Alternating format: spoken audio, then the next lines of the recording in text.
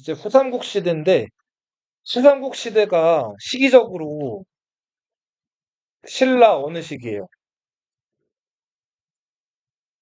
전성기예요? 전성기인데 후삼국이 생겨요?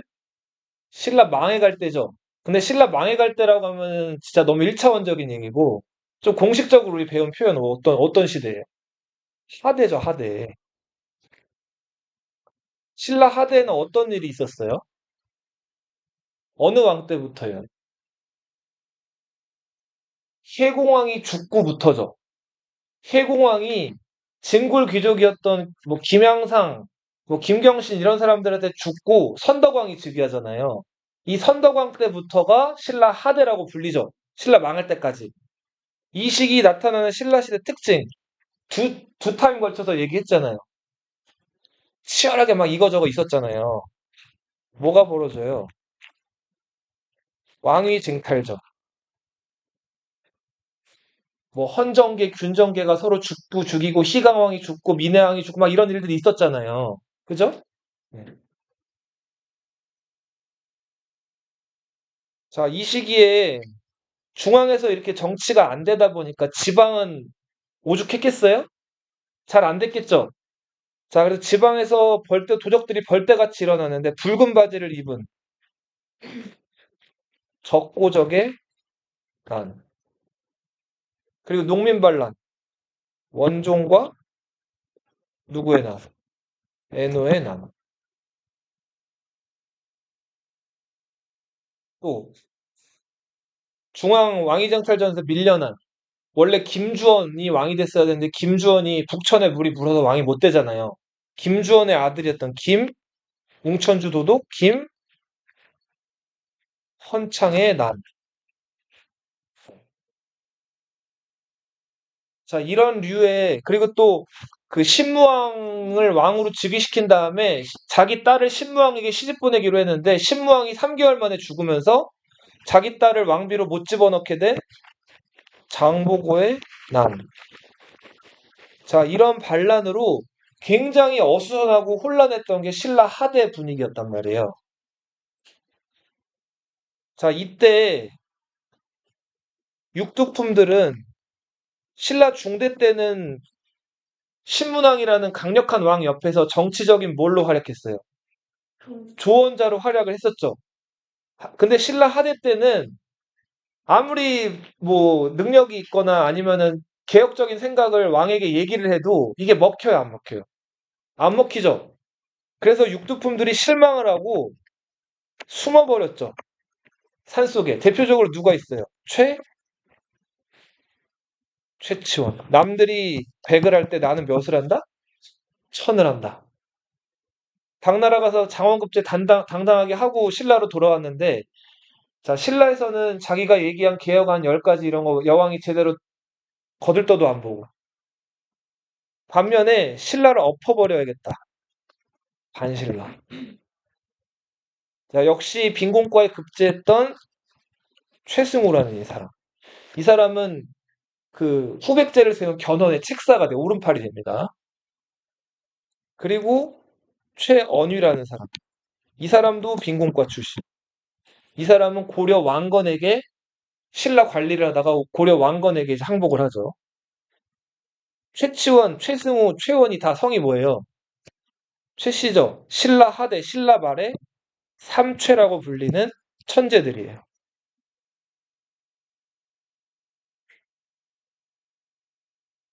제일 유명한 거는 최치원이에요, 단연. 네. 자, 이런 가운데 지방에서 성장하고 있는 새로운 세력들이 있었는데 이들을 뭐라고 불러요? 호족이라고 불렀죠. 자, 호족들은 스스로를 성주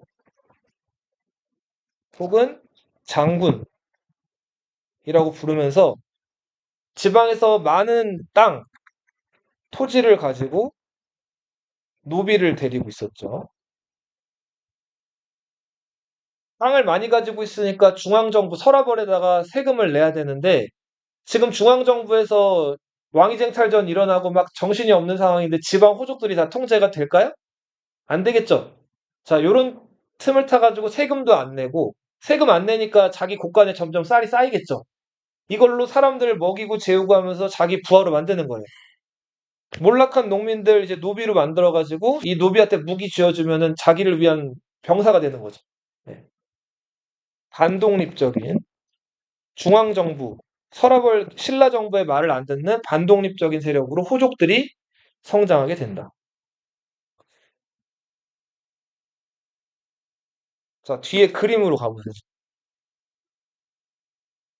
자, 31페이지 보면 이제 유명한 호족들이 몇몇 나와 있는데 먼저 장보고는 사실 호족으로 분류하기는 조금 애매한 감이 있긴 하지만 아무튼 완도라는 지역에 무역기지 청해진이라는 걸 만들었고 여기서 해상무역으로 크게 번성했던 세력인 건 맞죠? 그리고 장보고는 왕실의 왕위쟁탈전에 깊숙이 개입했다가 결국 그 왕실에 의해서 보낸 자객에 의해서 목숨을 잃게 되죠? 해상 세력 장보고. 자, 그리고 아작이라는 사람. 이 사람은 상주 지역의 농민 출신이었다고 해요. 자, 그런데 뭘 해서인지는 모르겠지만 이제 집안을 일으켜가지고 장군이 됐다. 자, 이런 얘기가 삼국 유사에 실려 있어요. 자, 아자게가 이 지역에서 꽤 세력을 떨치는데, 자, 그 아자게의 아들로 유명한 사람이 견훤이라는 사람이에요. 누구? 견훤. 성은 아자게니까 아씨인데 왜 견훤은 아훤이 아니라 견훤이에요? 자, 이 당시까지만 해도 삼국시대 때까지만 해도 성을 쓰는 게 일반적이지가 않았어요. 지금 너희들 다 성이 있죠? 뭐 홍씨, 권씨, 김씨, 이씨 다 성이 있잖아요. 근데 요 삼국시대 때까지만 해도 그냥 이름으로 부르는 게 보편적이고 성을 다 가지고 있지가 않았어요. 성을 가지고 있는 집단들은 제일 높은 집단들, 로열 패밀리, 그러니까 왕족. 왕족들은 자기네 출신들을 명명하기 위해서 박씨, 석씨, 김씨, 뭐 이씨, 고씨 이렇게 성씨들이 있었는데 혹은 높은 귀족들. 웬만한 사람들은 다 성씨를 가지고 있지 않았단 말이에요. 자, 그래서 아자기의 아들 견훤이라는 사람이 있었는데 이 견훤은 그 에피소드가 좀 있어요. 탄생 설화로 삼국 유사의 이 견훤에 대한 이야기가 기록이 돼 있는데 자, 무진주 지금의 어느 도시일까요? 빅골, 기아 타이거즈. 기아 타이거즈 어딘지 몰라요? 연고지? 광주죠, 광주. 광주 광역시 들어봤어요? 네. 이 무진주 지역 사는 그 부잣집 딸이 하나 있었는데 이 딸 그 자는데 맨날 밤에 이제 남자 손님이 찾아오는 거예요. 근데 이제 그 뭐 젊은 남녀가 이제 이렇게 밤에 만나가지고 뭘 하겠어요. 예. 꽁냥꽁냥 사랑을 나누겠죠. 근데 매일 밤 이렇게 찾아오는 거예요. 근데 이 남자가 그 아침만 되면은 사라져 버려요. 그리고 이 여자는 뭐 밤에 잠이 많아서 그런지 아무튼 이 남자가 사라지면 그걸 매번 놓쳤단 말이에요.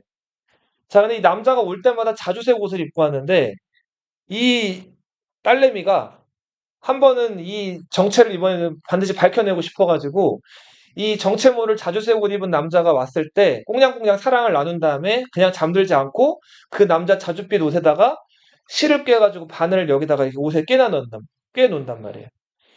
자, 그리고 아침이 됐어요. 아침이 돼서 그 실을 따라가 봤더니 그 실을 따라가 본 곳에 뭐가 있었는데 뭐가 있었을까요? 힌트는 자주색 옷이었죠. 자주색과 관련돼 있어요. 땅에 살아요, 땅에. 꿈틀거려요. 지렁이가 꿈틀대고 있었던 거예요. 약간 그 보랏빛을 띠는, 자줏빛을 띠는. 예. 근데 아무튼 그 지렁이랑 그 여자랑 아무튼 그렇게 사랑을 나눠서인지는 모르겠지만 그 여자가 임신을 했고 낳은 아이가 견훤이라는 이야기가 삼국 유사에 전해져 내려오고 있어요. 그럼 견훤은 아자기의 아들일까요? 지렁이의 아들일까요?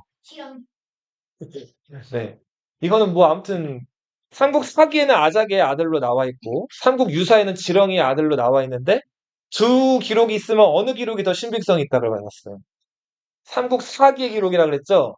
그래서 아자개의 아들, 요 상주 출신이었다가 더 설득력이 있어요. 근데 삼국 유사의 기록도 그냥 흘려보낼 수는 없죠. 자, 지렁이를 한약, 한의학에서는 약재로도 쓰거든요. 이 지렁이를 한의학에서는 이렇게 불러요. 토룡이라고 불러요. 토룡. 그쵸? 흙에 사는 용이라는 거예요. 그쵸? 용식이나. 왜냐하면 지렁이가 굉장히 사람에게 이로운 그 벌, 벌레예요, 벌레. 예, 뭐 벌레라고 해야 되나? 예. 왜냐하면 지렁이는 농사를 잘 되게끔 땅을 비옥하게 막 섞어주기도 하고, 지렁이를 또 약재로 쓰면은 그 또 굉장히 또 건강에 좋다 그래요. 예. 그래서 아무튼 그 지렁이를 많이 이렇게 좋게 생각하는데, 자, 견훤은 아무튼 삼국유사에 이렇게 소개가 돼 있는데, 나중에 우리는 결과를 알고 있지만 왕건한테 이겨야 져요. 왕건한테 지죠. 자, 견훤이 왕건한테 졌기 때문에 아마 삼국유사에 기록된 게 그냥 용이 아니라 뭘로 기록됐을 것이다? 토룡, 지렁이로 기록됐을 것이다 라고들 역사학자들이 얘기를 해요. 만약에 견훤이 승리를 했다면 그쵸, 지렁이가 아니라 뭐 황룡이라든지 청룡이라든지 그냥 군주를 상징하는 용으로 등장을 했겠죠? 예. 자, 그런 설득력 있는 얘기들이 아무튼 역사학자들이 제기하고 있는 얘기고, 그래서 견훤은 아무튼 이 또 어렸을 때 설화가 하나 더 있어요.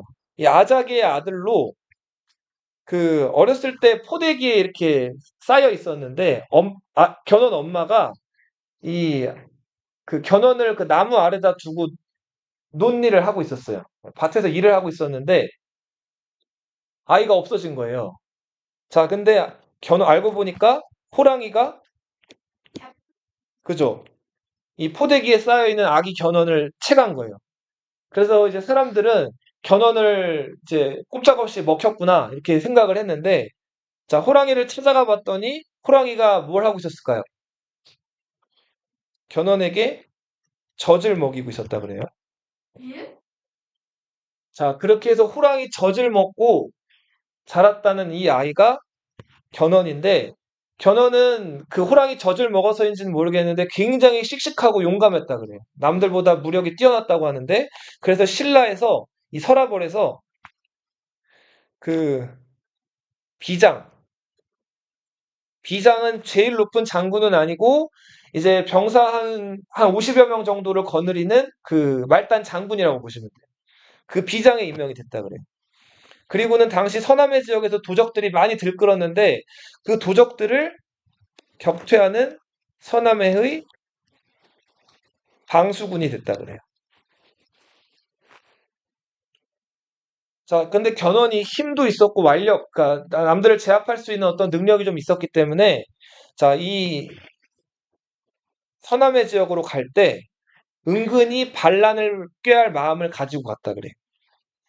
자, 그리고는 요 지역의 사람들을 자기의 어떤 그 개인적인 군사적인 힘이나 능력, 역량 이런 것들로 누르고 자, 요 지역에서 점점 세력을 모아가지고 무진주, 이 당시 전라도에서 두 번째로 컸던 이 무진주를 차지해요. 그리고는 무진주에 이어가지고 당시 전라도에서 가장 큰 도시였던 완산주 지역을 차지해요. 이 완산주는 지금 뭐라고 불리는 도시? 전주라고 불리는 도시. 견훤이 이 완산주를 차지한 다음에 이런 말을 남기죠. 내가 의자왕의 원통함을 풀겠다. 자, 그러면서 의자왕이 어느 나라 왕이었어요? 그렇죠. 백제 재건을 내세우고 요 지역에다가 나라를 세우는데 그 나라가 백제 뒤를 이었다 그래서 후백제죠. 수도는 어디에 뒀다? 광주 말고 전주. 전주를 지금은 전주라고 하지만 예전엔 뭐라고 불렀어요? 완산주라고 불렀어요. 지금도 실제로 지도 보면 완주란 동네가 있거든요. 완주가 이렇게 있고 완주 안에 전주가 이렇게 들어가 있어요. 그러니까 완주는 되게 뭐랄까 좀 이렇게 전주를 둘러싸고 있는 도시예요. 근데 지금 당시에는 완산주라고 불렀다. 그 완이라는 지명이 지금도 내려오고 있어요.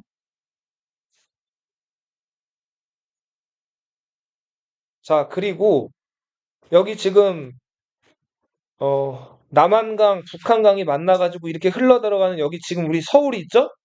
여기 여기 서울이 있는데 요 서울 아래에 죽주라고 불리는 도시가 있어요. 죽주. 예. 죽주는 지금 어딜까요? 안성이라고 들어봤어요? 경기도 안성? 네. 안성이란 도시인데 이 죽주 지역에서 도적질을 일삼던 기헌이라는 사람이 있었어요. 알아두시고.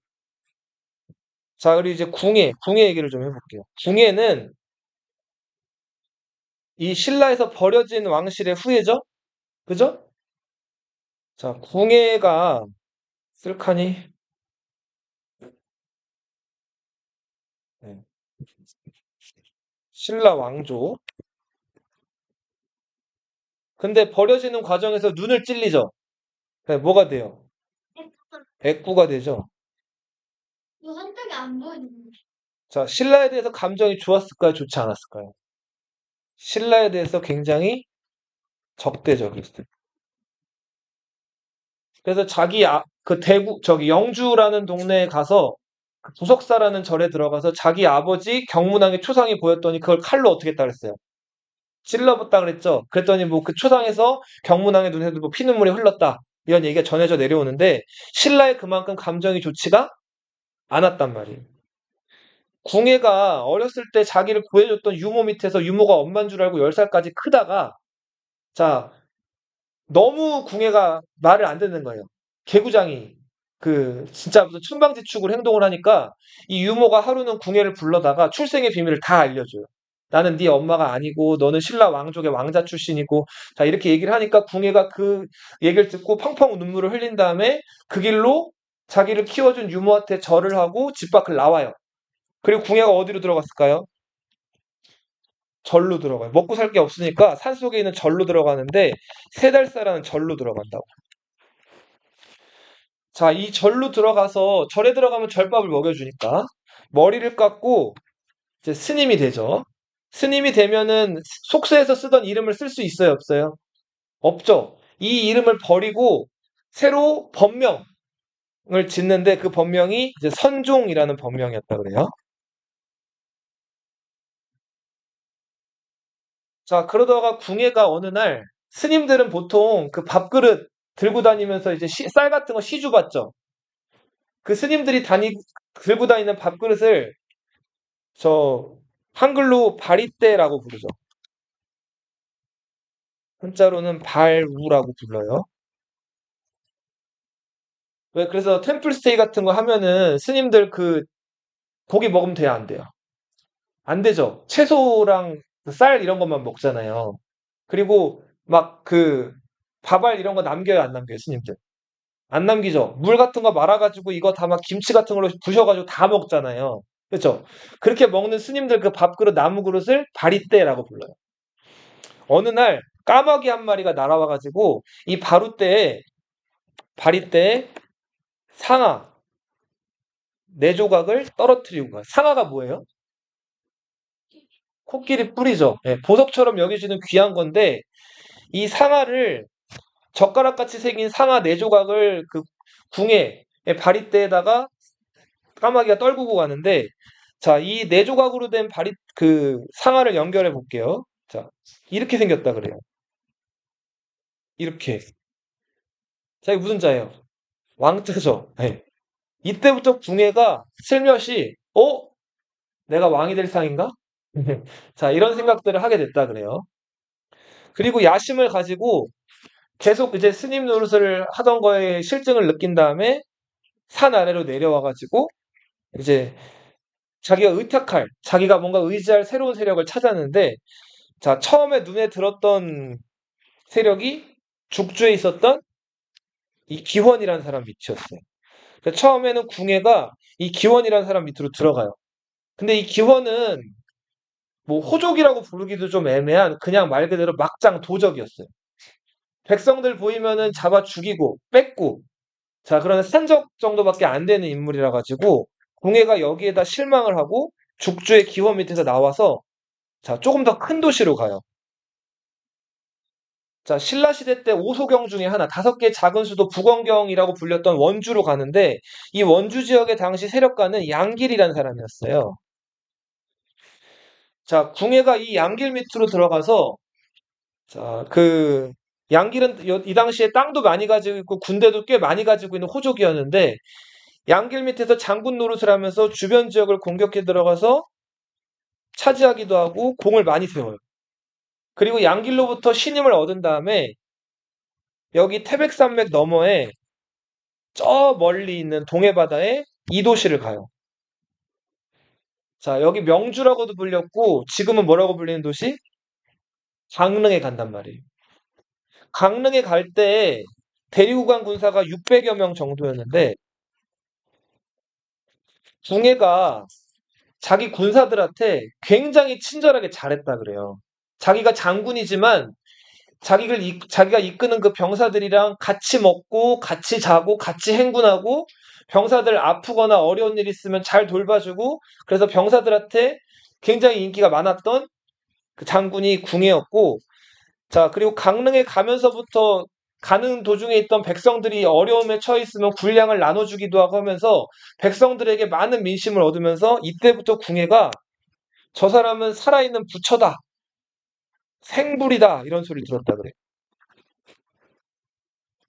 그리고 여기서 더 나아가서 궁예는 자기 스스로를 나는 저 56억 년 후에 먼 미래에 나와가지고 중생을 구제해준다는 자, 미륵부처다라고 주장을 했다 그래요. 그리고 여기에 많은 사람들이 동조를 하게 되면서 강릉에 도착했을 때 600명이었던 그 궁예 병사들이 무려 3,000명으로 늘어나게 되죠. 강릉 지역의 대호족이었던 김순식이라는 사람이 있었어요.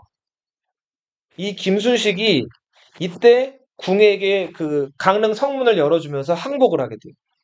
이 왕순식이라고 하는 건 나중에 왕건한테 왕시성을 하사받았기 때문에 왕순식이 된 거예요. 요 당시에는 김순식이라고 불렸고 이 사람이 강릉 김씨의 시조예요. 그래서 아무튼 이 궁예는 요 강릉 지역을 차지하면서 세력이 많이 커지게 됐고 인기를 더욱더 많이 가지게 돼요. 자, 양길은 자기 부하였던 궁예가 저렇게 세력이 커지는 걸 보고 의심의 눈초리를 거두질 않았고 궁예 보고 돌아오라고 해요. 근데 궁예가 돌아갔을까요? 돌아가질 않아요. 자, 그리고 이제 세력을 키워서 이제 오히려 양길이 차지하지 못한 주변 지역들을 슬슬 공략을 해나가기 시작해요. 그리고는 마침내 자기 주인격이었던 이 양길의 북원마저도 공격해서 궁예가 차지하게 된단 말이에요. 자, 궁예 세력이 강원도 일대를 다 아우르게 돼요. 자, 여기 보시면 강이 여러 개가 그려져 있는데 이렇게 흘러 들어가는 이 강 무슨 강일까 이거? 빨간색으로 해볼게. 이거 무슨 강일까 이거? 이렇게 흘러 들어가는 강. 이거 무슨 강일까요? 한강은 한강이 무슨 한강? 남한강이야, 남한강. 자, 이렇게 흘러 들어가는 강. 북한강이겠죠? 자, 두 강이 만나는 지점. 양수리. 뭐라고요? 예, 지금 하남에 가면은 저 보트 막 두물머리는 우리말이고, 양수리가 한자죠. 예. 자, 여기 이제 보트 같은 거 막 경주하는 그런 경주장 있고 하거든요. 경정이라고 하는데. 하남에. 자, 두 강이 합류해가지고 서해바다로 흘러나가죠. 여기 우리 지금 살고 있는 서울이 있죠? 그죠? 하남, 뭐 미사리 이런 데 들어봤어요? 자, 지나가면, 어, 인천으로 나가죠. 그리고 요렇게 흘러나가는 또 강이 있죠. 자, 여기, 어, 임진강이라고 들어봤나요? 임진강 고가에 있는 도시, 파주라는 도시 들어봤어요? 예, 가봤죠. 예. 임진강 그 너머에 북한이 있죠. 통일전망대 있고. 그리고 그 임진왜란 때 선조라는 임금이 이제 한강을 넘고 임진강을 건너야 되는데 당시에 임진강을 건널라니까 다리가 있어요, 없어요? 없는데 왜적들은 막 쳐들어오고 있죠. 그래서 선조가 어떻게 했을까요? 팔만 동동 불렀죠. 그랬더니 백성들이 와가지고 그 자기 집에 있는 문이랑 막 이런 것들 아니면 대들보나 기둥 같은 걸 집을 해체해가지고 뛰어온 다음에 선조가 건너게끔 다리를 만들어줬단 말이에요. 그러니까 폭이 좀 좁은데. 그래서 아무튼 널빤지를 이용해가지고 널빤지와 문을 이용해가지고 이제 다리를 만들어줬다고 해가지고 자, 널빤지를 판때기라고 하죠. 문자 갈 때 문. 무슨 점? 네, 판문점이라는 지명이 여기서 유래를 한 거죠. 여기 임진강 건너기 전에. 예. 자, 그래서 그 임진강이 있고 그리고 또 여기 보면은 죄송합니다. 임진강은 여기 좀 아래요. 또. 여기 하나 강이 지금 생략이 됐는데 미안해. 여기 이게 임진강이에요. 임진강 이렇게. 어. 그리고 지금 이 강이 예, 이게 한강, 임진강, 이게 임진강이 이게 임진강이고 이 강은 예성강이라는 강. 무슨 강이라고요? 예성강. 예. 예성강은 들어본 사람 있나요? 조금 낯서나? 예. 이 예성강을 예전에는 폐수라고도 불렀어요. 예성강의 서쪽, 요 지역 황해도 지역인데 경기도 북부랑 황해도 지역인데 요 지역을 폐수의 서쪽이라고 해서 뭐라고 불렀을까요? 폐서라고 불렀어요. 이 폐서 지역에 여기 산이 하나가 있었는데 이 산에를 보소산이라고 불렀어요. 이 보소산에 살고 있던 사람이 호경이라는 사람이에요. 자, 근데 호경이 부인이랑 결혼해가지고 호경은 원래 백두산 근처에 살다가 백두산 저 북쪽이잖아요. 이쪽으로 내려왔어요. 그래서 스스로를 뭐라고 불렀냐면 성골 장군이라고 불렀어요. 자, 백두산에서 내려왔다는 거는 백두산 하면 어느 나라가 좀 떠올라요? 북한이랑 또 더 옛날 옛적에는 중국? 네, 또 고구려죠, 고구려. 그죠? 자, 백두산에서 내려왔다는 건 이 호경이 어디 유민이라는 거예요? 고구려 유민이었다는 거. 근데 스스로를 뭐라고 불렀대요? 성골 장군이라고 불렀대요. 성골은 어느 나라 지배 계급이에요? 신라 지배 계급이죠. 네. 그러니까 고구려 유민이면서 신라의 뭔가 주류 세력이고 싶었던 어떤 호족이 아닐까라고 추측을 하는 사람이에요. 근데 그 호경이 부소산이라는 곳, 예성강 서쪽에 부소산이라는 곳에 자리를 잡아요. 그리고 이제 부인이랑 결혼해서 강충이라는 아들을 낳았는데, 자, 부소산이 보니까 그 산에 나무가 많이 없어가지고 그 바위가 다 이렇게 노출이 돼 있는 산이에요. 너 예를 들면 설악산 이런 산 들어봤어요? 그 악자가 무슨 악자예요? 바위 악자예요. 자, 그 바위가 나무가 많이 위에 그 정상이나 이런 데 심어져 있지가 않아가지고 그 꼭대기 부분에 바위가 다 노출돼 있는 이런 산들을 설악산, 관악산 이런 산들 들어봤어요? 이렇게 부른다고. 근데 이 보소산도 그런 그 노출되어 있는 산이었는데 이게 풍수지리, 그러니까 명당 그런 거 따지는 사람들한테는 좀 뭐랄까 지정학적으로 그게 좋지가 않다 그래요. 그래서 이런 것들 좀 뭐랄까 그곳을 더 좋은 땅으로 만들려면 나무를 심어가지고 이거를 가려야 한다는 얘기를 강충이 듣고 와요. 그래서 여기다가 강충이 그 부소산에다가 나무를 심어요. 자, 나무는 나무인데 겨울에도 시들지 않는 나무. 네, 소나무를 심는단 말이에요. 소나무를 한자로 뭐라고 불러요? 송이라고 부르죠. 그리고 아까 바위를 가렸다 그랬죠, 소나무로. 그래서 이 부소산 자락이 뭐라고 불리게 된다?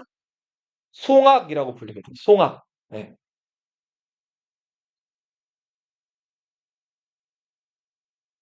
장충은 보육을 낳고요. 보육은 아들 없이 딸을 낳는데 그 딸이 이제 진의라는 딸이에요. 당시 당나라에서 귀한 사람이 건너와요. 이게 고려사 기록에는 고려사니까 고려 왕실의 어떤 건국이나 고려 왕실의 어떤 신성성을 내세우고 싶었겠죠? 이 당나라 귀인을 당나라 숙종이라고 써놨어요. 이 숙종은 뭐 하는 사람이에요? 묘호가 들어갔는데? 이 뭐 하는 사람이에요? 황제예요, 황제. 당나라 황제가 웬 뜬금없이 이 한반도로 건너와가지고 이 진이라는 여자를 만나고 잠자리를 해요. 네. 자, 그렇게 해서 낳은 아들이 작재건이에요.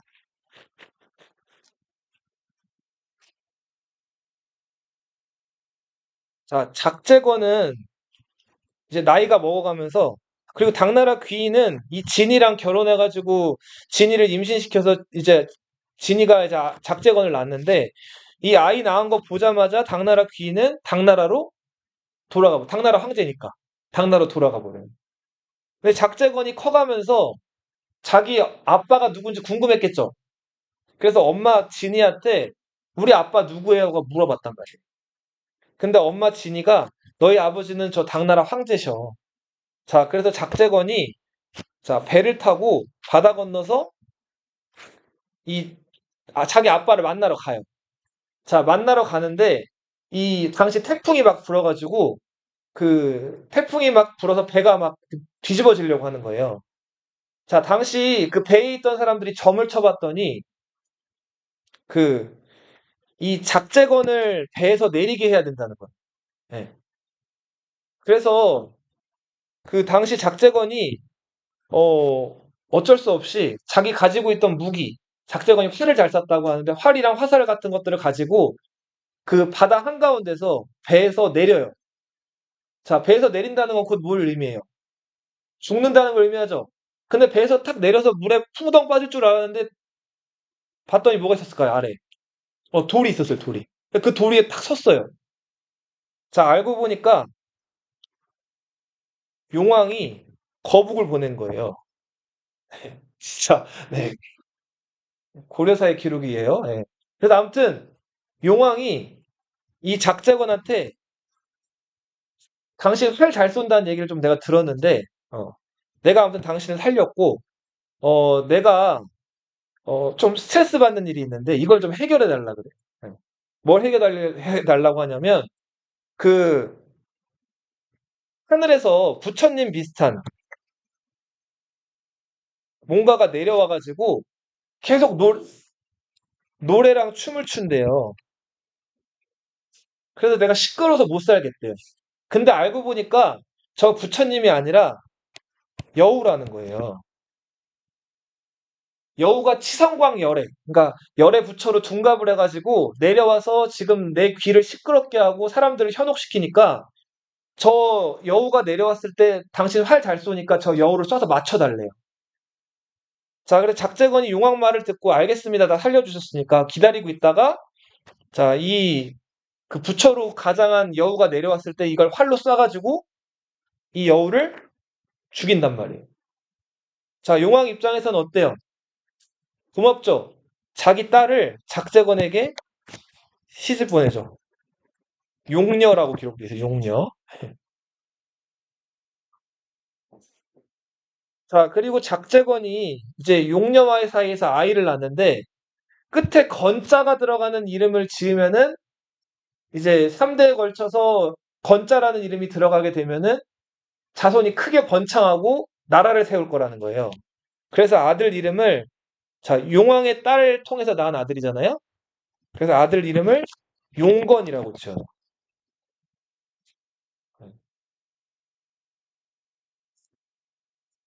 자, 용건은 자, 꿈을 꿨는데 꿈속에서 진짜 미모가 아름다운 여자를 만났어요. 자, 근데 그 여자를 꿈속에서 이제 물어보고 이름도 물어보고 했는데 성만 알려주고 그 여자가 사라졌어요. 그 여자의 성은 한씨였어요. 자, 근데 꿈에서 깨가지고 너무 꿈이 생생해가지고 잊혀지지 않았는데 길을 가다가 꿈에서 본 그 여자랑 똑같이 생긴 여자를 본 거예요. 그리고 성을 물어봤더니 한씨라는 거예요.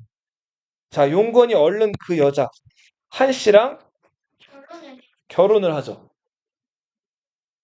자, 근데 그 예뻤던 한씨, 금슬은 좋았지만 용건과 한씨 사이에서는 아이가 태어나지를 않았어요. 그래서 굉장히 좀 고민을 하고 있었는데 용건과 한씨가 자, 우리 이 용건네 집안은 강충 이래로 계속 이 송악이라는 곳에 살고 있었는데 송악산 아래에다가 이제 자기들이 살 좀 큰 집을 짓고 있었어요. 자, 근데 그 집을 이렇게 짓고 있는데 어떤 스님 하나가 그 용건과 한씨가 집 짓고 있는데 그 주변을 지나가요. 그 스님의 이름은 도선이라는 스님이었어요. 이 도선이라는 스님은 중국에서 공부를 많이 하고 온 스님인데 중국에서 유행하던 새로운 불교 종파를 몸소 배워온 사람이에요. 그 도선이라는 스님이 배워온 새로운 불교 종파는 선종이라는 종파였어요. 자, 기존 원효대사, 의상대사 이런 신라시대 불교는 부처님의 말씀, 불경을 달달달달달 외워야지만 깨달음에 이를 수 있다는 교종이에요. 이거는 교리를 중시하는 종파예요. 근데 교리는 쉬울까요? 어려울까요? 어려워요. 그래서 일반인들이 접근하기가 쉽지가 않았어요. 근데 이 선종에서 선은 참선을 얘기해요. 가부좌, 책상다리 같은 거 하고 그냥 벽을 보고 혹은 눈을 감고 그냥 오랫동안 그 깨달음과 관련된 그리고 마음을 비우기 위한 이런 수행을 하다 보면 저절로 깨달음에 이른다는 거예요. 이게 선종이에요. 자, 책을 읽어서 공부하는 것보다 그냥 가만히 눈 감고 앉아 있거나 아니면 벽만 보고 있는 게 훨씬 더 어때요? 쉽죠? 그래서 많은 사람들이 더 접근하기 좋은 그런 새로운 종파, 이게 선종인데 이걸 배운 스님이 누구다? 도선 스님. 이 도선 스님은 또 중국에서 뭘 배우냐면 여기가 명당이고 여기가 명당이 아닌 곳이다. 이런 것들을 구별하는 통수 지리설의 대가였어요. 도선이 용건이랑 한씨가 집 짓고 있는 거 지나가다가 한마디 해요. 자, 기장을 심을 때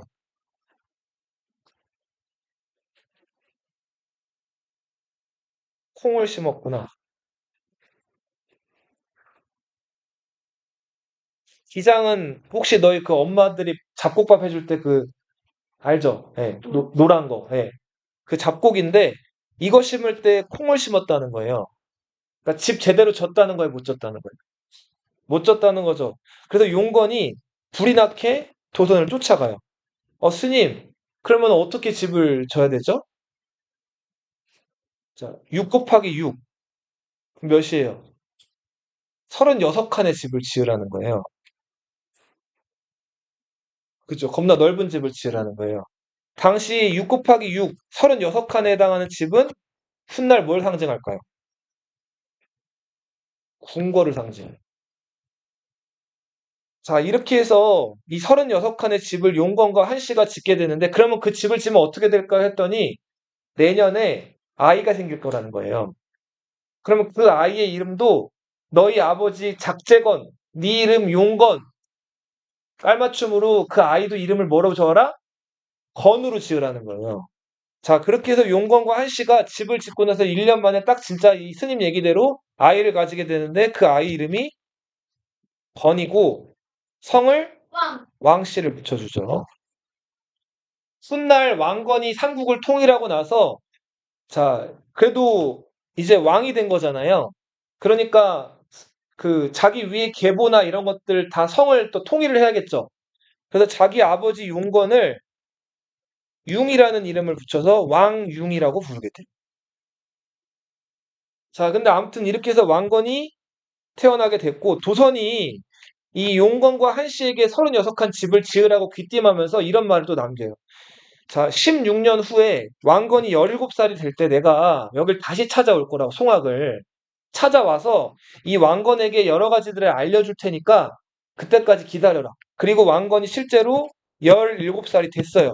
그때 도선 대사가 찾아오죠. 찾아온 다음에 왕건에게 여러 가지를 알려줘요. 자, 먼저 풍수지리,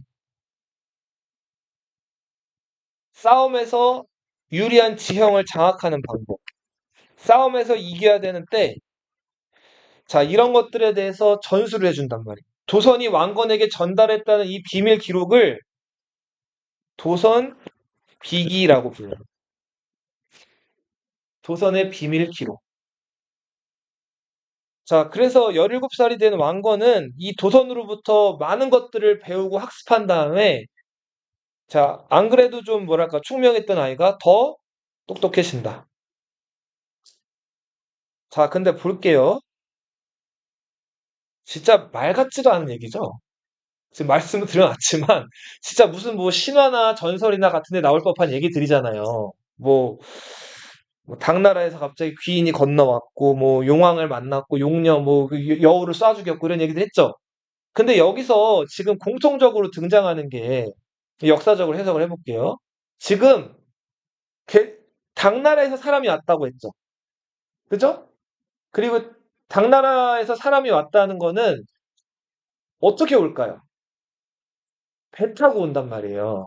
그죠? 그리고 용왕, 용녀, 배 타고 가다 배에서 내렸다 이런 얘기들이 계속 나오고 있죠. 이 왕건네 집안은 대대손손 당나라 혹은 뭐 그쵸 그 베트남, 일본 이런 지역을 이 서해 남해를 왔다 갔다 하면서 뭐에 종사하던 집안? 무역에 종사하던 집안이에요. 특히 바다를 왔다 갔다 하는 무슨 무역? 해상 무역에 종사했던 집안.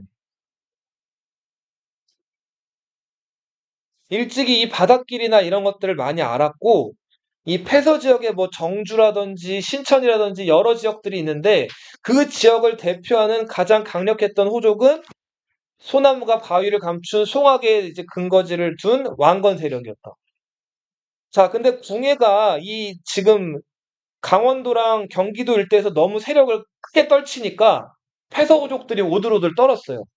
우리 저 궁예한테 잘못하면 전멸당하는 거 아니야? 전멸당하느니 힘이 센 궁예한테 먼저 어떻게 하겠다?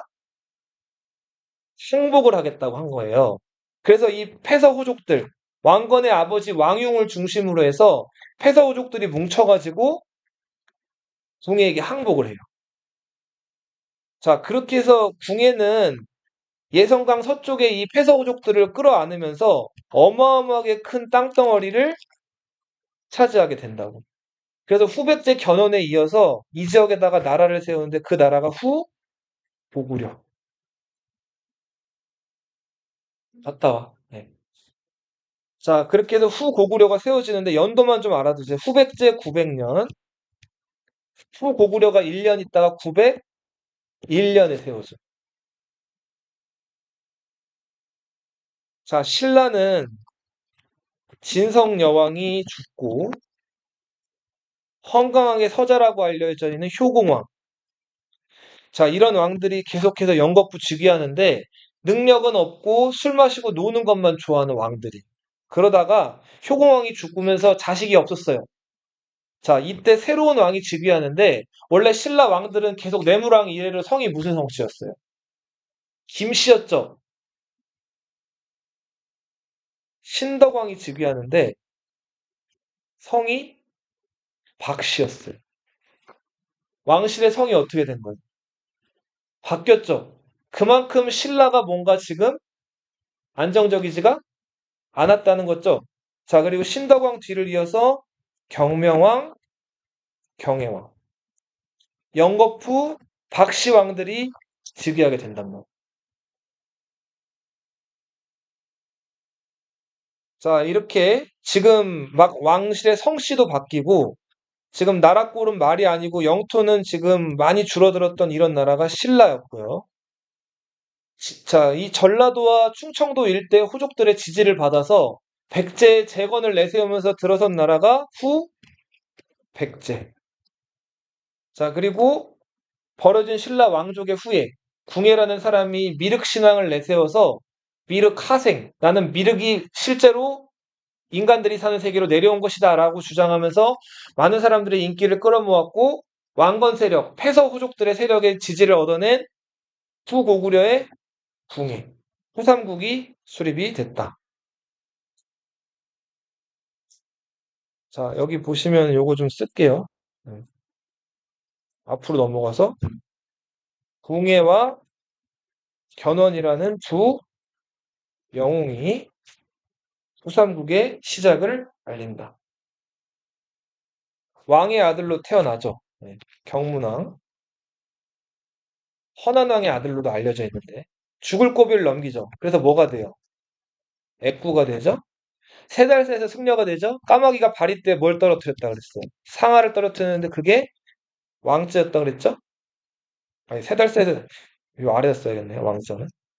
그리고 야심을 품은 건 이거죠. 왕자 보고. 세달새에서 승려가 된 다음에 법명으로 정했던 거 혹시 뭔지 기억나요? 선종이라는 법명을 정했다 그랬죠. 그리고 처음에는 산도적이었던 죽주의 기원 밑에 들어가서 부하가 됐죠. 그러다가 좀 세력이 큰 누구 밑으로 들어갔어요? 북원의 양길 밑으로 들어가죠. 북원이 지금의 어디였죠? 강원도의 원, 원주였죠, 원주. 그러다가 명주 지역에 가가지고 600명이었던 사람들이 3,000명으로 불어나면서 자립을 하죠. 명주는 지금의 어디예요? 강릉이죠? 그러다가 궁예가 강원도에서 당시 핵심 지역이고 중요 지역이었던 철원 지역을 장악하면서 이제 세력을 점점 키우게 돼요. 자, 앞으로 계속 나올 거예요. 궁예의 근거지는 어디다? 철원이에요, 철원.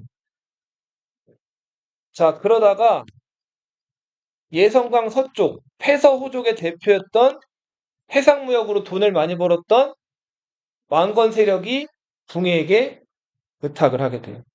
자, 궁예가 송악을 가봤더니 송악이 훨씬 더 개발이 많이 돼 있고 왕건 윗대조부터 계속해서 이 송악을 개발해 놔가지고 송악이 괜찮았던 거예요. 그래서 궁예가 이 송악으로 수도를 옮겨요. 자, 그러면서 자기를 키워줬던 양기를 패배시키고 점점 세력을 키워나간다. 자, 이 궁예는 미륵신앙을 내세웠다 그랬죠? 자기가 그 미륵부처가 세상으로 내려온 거다 이렇게 주장을 했고, 자, 그 나라 이름도 불교식 이름으로 바꿔요. 마진으로 바꾸는데 마진은 뭐의 줄임말이냐면 마하진단의 줄임말이에요. 여기서 마하는 크다라는 뜻이에요. 크다. 진단은 불교 국가를 이렇게 큰 부처님의 나라. 네, 이런 뜻이죠. 자, 그러다가 무슨 이유에선지 자, 왕건이 건설했던 수도 송악을 또 버리고 수도를 다시 옮겨요. 다시 어디로? 철원으로 옮겨요. 그 38선 바로 아래 추운 동네 있어요. 군부대 있고 7사단 있는데. 자, 궁예는 신라에 대해서 감정이 좋았다, 좋지 않았다? 좋지 않았어요. 신라를 멸망시켜버려야 될 놈들, 멸도라고 불렀어요. 또다시 한번 나라 이름을 태봉, 또 불교식 색깔이 들어가 있는 이름으로 바꿔요. 연호도 자꾸 바꿔요. 자, 봐봐요. 궁예가 점점 한때는 자, 부하들이랑 굉장히 친하게 지내고 백성들한테 이것저것 나눠주면서 인심을 많이 얻었던 궁예인데 어려서 그 상처를 입은 것 때문인지 뭔지는 모르겠지만 점점 궁예가 이상해져 가요.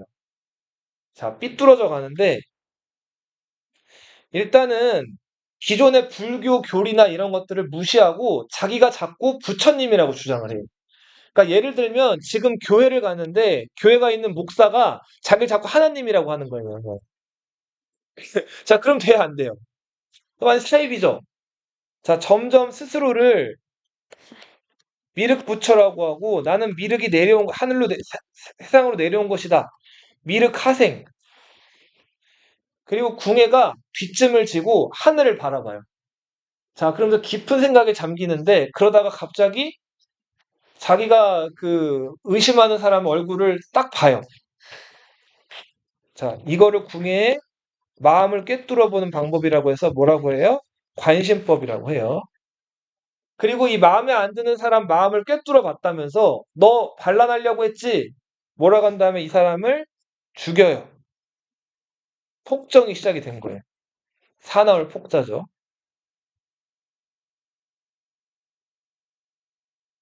그렇죠. 자, 이래서 점점 궁예는 이렇게 사람들한테 인심을 잃어가고 점점 이상해져 간다.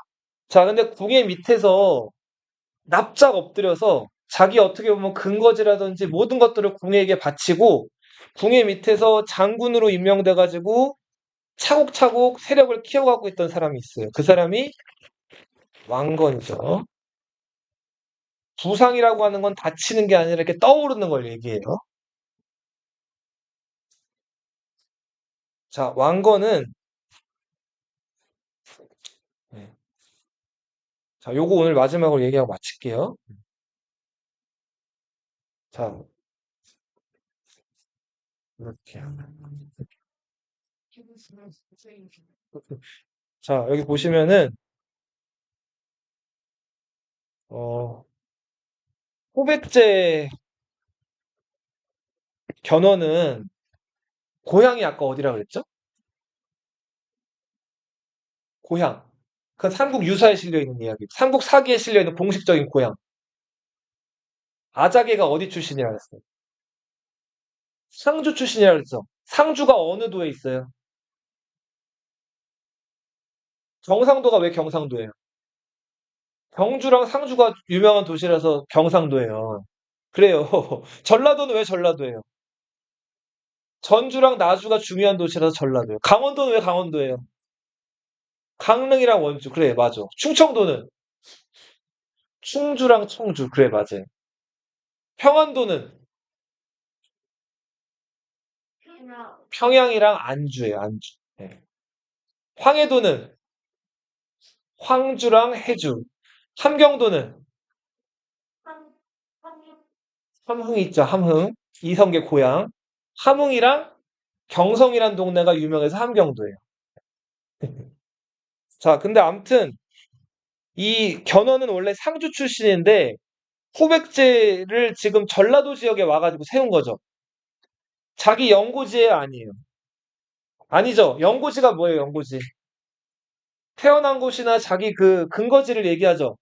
뭐 예를 들면은 부산에 저 롯데자이언츠 연고지가 어디예요? 부산이잖아. 그죠? 한화 이글스, 대전, 그죠? 기아 타이거즈, 광주 이렇게 연고지가 있는데 견훤의 연고지는 상주지 전주나 저기 뭐야 광주가 아니죠. 근데 이 지역에 와서 나라를 세웠어요. 당연히 누구의 도움이 있었을까, 이 지역에? 호족들의 도움이 있었겠죠. 예. 이 바닷가 사는 호족들은 주로 뭐 팔아가지고 돈을 많이 벌었을까요? 해산물, 또 바닷물 말리면 뭐가 돼요? 소금, 뭐 해산물도 마찬가지죠. 그리고 이 지역에 특히 또 비단이 유명했단 말이에요. 이런 것들 무역해가지고 돈을 많이 번 사람들이 이 전라도 지역 호족들이었어요.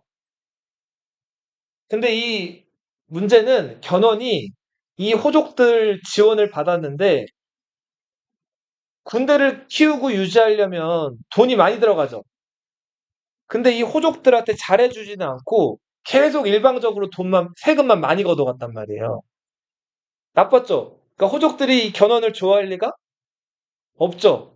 견훤은 여기 근거지도 아닌 지역에 와가지고 군대나 자기 그 궁궐 이런 것들을 유지하려고 호족들을 수탈하기만 했어요.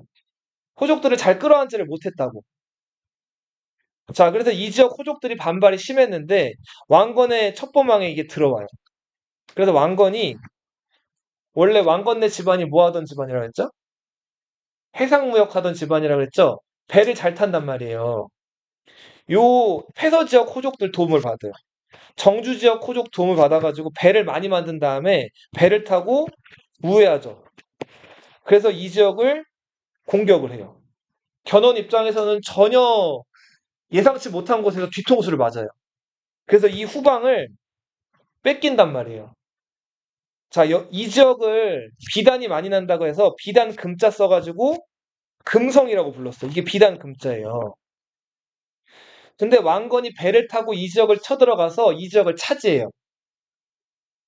그리고는 이제 후백제가 중국이랑 무역하는 걸 딱 막아버려요. 자, 그리고 여기 이름을 금을 나자를 써가지고 이 나자도 비단을 뜻해요. 뭐라고 바꾼다? 나주라고 바꿔요.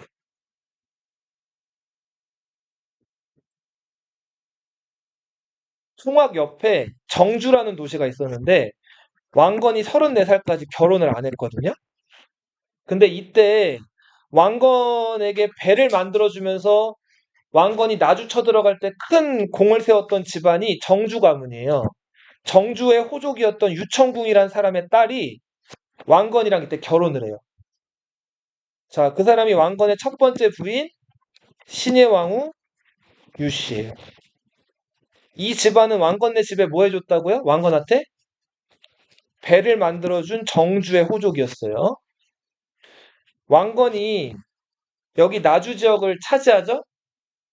자, 나주 지역을 차지한 다음에 나주 지역 호족들에게 당연히 도움을 받았겠죠? 이 나주 지역 호족의 딸, 장화왕후 오씨, 나주 호족. 왕건이 나중에 이 장화왕후 오씨와의 사이에서 아들을 낳는데 그 아들이 고려의 2대 왕 혜종이에요. 자, 여기까지. 내일 요 얘기를 조금 더 할 거예요. 네.